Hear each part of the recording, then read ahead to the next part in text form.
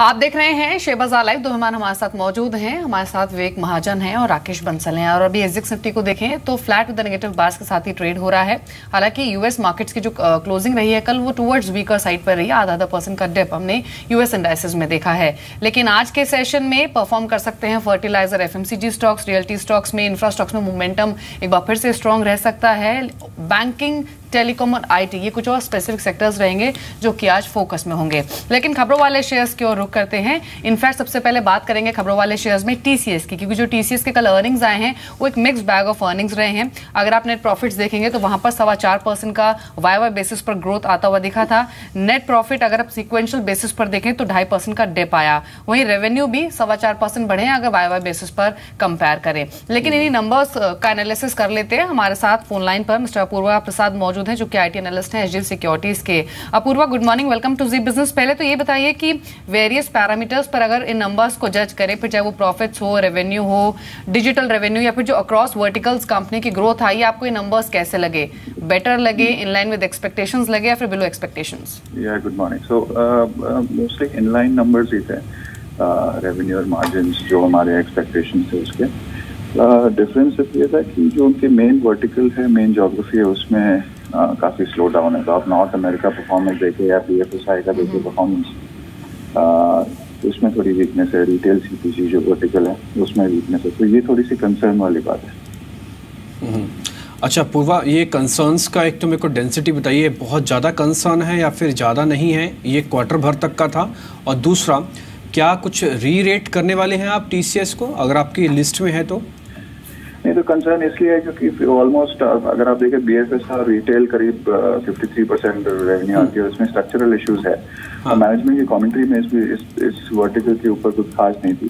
तो ऐसे री रेट का तो मुझे नहीं लग रहा। मैंने अर्निंग्स का एस्टिमेट ज़्यादा नहीं चेंज हो रहा हमारा, मोर और लेस इन लाइन है। बट हमारा न्यूट्रल रेटिंग था पहले, इसमें हम मेंटेन रखेंगे।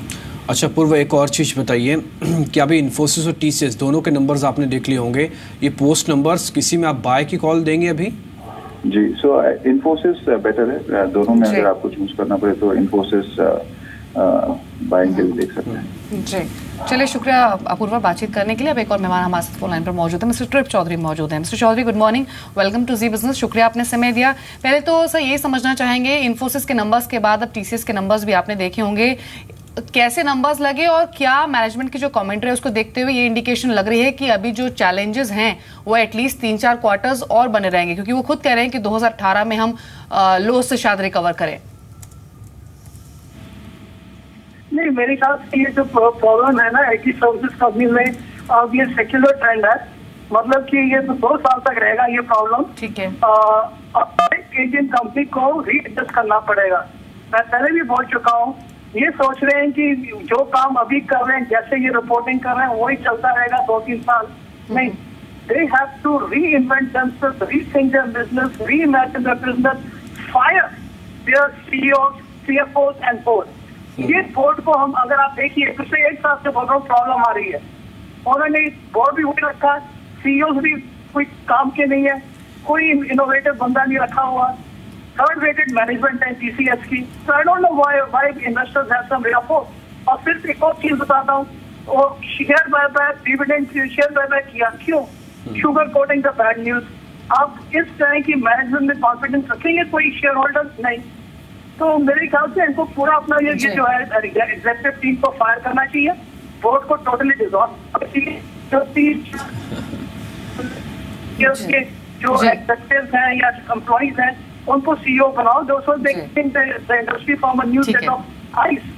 ठीक है, चलिए, शुक्रिया सर, आपने समय दिया जी बिजनेस को। एक और व्यू ले लेते हैं फटाफट से। हमारे साथ सरबजीत कौर नांगरा मौजूद हैं एंजल ब्रोकिंग से। सरबजीत, नंबर्स देखने के बाद आप कैसे रेट करती हैं टीसीएस को? बाय करेंगी, होल्ड करेंगी या फिर बेचने की सलाह देंगी? देखिए, हमारी रेटिंग बाय है। हमारा ऐसा कोई ड्रास्टिक व्यू नहीं है आईटी सेक्टर पे। हमें लगता है कि मार्केट शेयर वाइज अगर आप देखें तो इंडियन आईटी कंपनीज का मार्केट शेयर जो है ग्लोबल आईटी सर्विसेज में लगभग 60% है। तो अभी भी स्कोप है इन कंपनीज को ग्रो करने का, क्योंकि जो लीवर जिस वजह से ग्रो हुए हैं, जो कॉस्ट आर्बिट्राज अभी भी स्टैंड करता है। हाँ, नियर टर्म कंसर्न्स हैं ट्रम्प की वजह से, बट मुझे नहीं लगता है कि ये इतने बैकफायर हो सकते हैं कि उनका बिजनेस मॉडल ही खत्म हो जाए। और दूसरा है कि उन्होंने जैसे वीजा वगैरह कॉस्ट इंक्रीज किए हैं, तो कई आईटी कंपनीज ने कॉन्फिडेंस दिखाया है कि वो ऐसे काम जो है ऑफशोर वापस लाके इंडिया में कर सकते हैं। तो और ऑन साइट के खर्चे थोड़े बढ़ेंगे, लेकिन वो ऑटोमेशन वगैरह और दूसरी टेक्निक से तो कम भी हो सकते हैं। तो मेरे को इतना बड़ा कंसर्न नहीं दिखाई दे रहा फिलहाल, अनलेस ट्रम्प ऐसा कोई ड्रास्टिक एक्शन ले ले जिससे बिजनेस करने से बाहर कर दिया जाए, तो फिर वो एक डिफरेंट सिचुएशन है जो मैं अभी फैक्टर इन नहीं कर रही हूँ। उसके अलावा जो नतीजे कल आए हैं वो नतीजे गिवन द सर्कमस्टांसेस जिसमें आए हैं काफी अच्छे भी। लास्ट क्वार्टर नॉर्मली इतना कुछ तेज होता नहीं है, तो कुछ एक्सपेक्टेशन नहीं थी। हाँ, नेक्स्ट ईयर के जो गाइडेंस आई है वो थोड़ी मॉडरेट है कंपेयर टू व्हाट, बट अगर आप कंपनी की कमिटमेंट टुवर्ड्स बिजनेस आरओई देखिए तो अभी भी इंटैक्ट है। कोई भी सेक्टर जो है फिलहाल मार्केट में इबिट मार्जिन्स ऑफ 25-26% पे नहीं ऑपरेट कर रहा है, तो लो ग्रोथ। तो अगर आप आरओई चेक करें बिजनेस की तो 40% प्लस आरओई बिजनेसेस हैं, कैश फ्लोज इतने स्ट्रॉन्ग है, और मल्टीपल्स आप देखें तो 13 या 14 पे FY19 में ट्रेड करें, तो ऐसी हालात अभी जो नंबर का भी आप एनालिसिस कर रहे हैं ना, इसके बेसिस पर मेरे को एक बार थोड़ा ये भी बता पाएंगे हमको बाय करना है या फिर आज के ट्रेड में कुछ नहीं करना TCS में ही टिपिकली? सुन पा रहे हैं? फिर को आवाज आ रही है अब तक? हाँ जी, हमारा शायद ऑडियो नहीं जा रही, लेकिन सरबजीत ने शुरुआत में ही कहा कि उनकी बाय रेटिंग TCS पे रहेगी। एक्चुअली इन्फोसिस पे भी उनसे पूछना था, लेकिन शायद उनसे अब आवाज़ नहीं हो पा रही। शुक्रिया, आपने काफ़ी डीप एनालिसिस करके बताया कि इसके अंदर कैसे ट्रेड करना चाहिए। TCS पे आप बाय पर देख सकते हैं। संजीव होता इस बीच मेरे साथ जुड़ चुके हैं, इंडिया इन्फ्लुएंस से हैं। संजीव, शुक्रिया कल तो सुबह सुबह समय देने के लिए। शुरुआत क्योंकि आप IT को बहुत क्लोजली ट्रैक करते हैं, इसलिए इन्फोसिस और TCS दोनों के नंबर्स आपने देख लिए होंगे। सर, मेरे को ये बताइए कि दोनों में से बाय किसको करना है?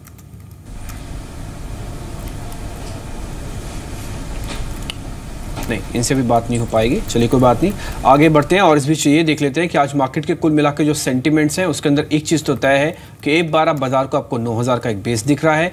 TCS के नंबर्स आए हैं। सरबजीत कह रहे हैं कि थोड़ा बाय कर सकते हैं। ट्रिप चौधरी कह रही है कि थोड़ा भी दूर रहना चाहिए लंबी अवधि के लिए। फिलहाल अभी IT में अभी जल्दी नहीं उतरना चाहिए जब तक कंपनी अपने थोड़ा सा मैनेजमेंट को और साथ ही साथ कहीं ना कहीं रोल मॉडल को चेंज नहीं कर पाती है।